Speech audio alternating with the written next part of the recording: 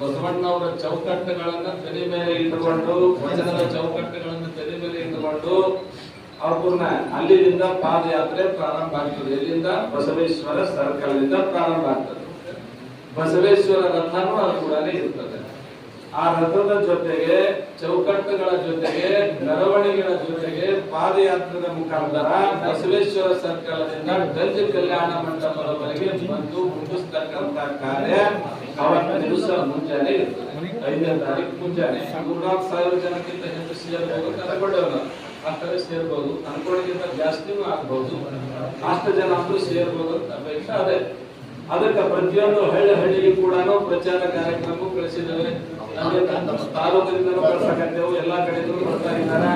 ಅವ್ರಿಗೆಲ್ಲ ಈಗಾಗಲೂ ಕೂಡ ಮಾಹಿತಿ ಕಳಿಸ್ತಾ ಇದ್ದೇವೆ. ಹಳ್ಳಿಗೆ ಸಂಪರ್ಕ ಮಾಡ್ತಾ ಇದೆ.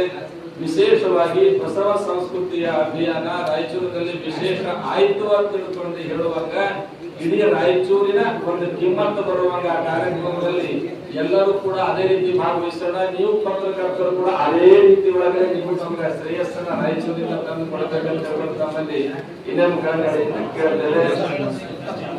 ವೀರಶೈವ ಮಹಾಸಭಾದಲ್ಲಿ ಕೂಡ ಪ್ರಸಾದ ವ್ಯವಸ್ಥೆ ಅದೇ ಅವರೇ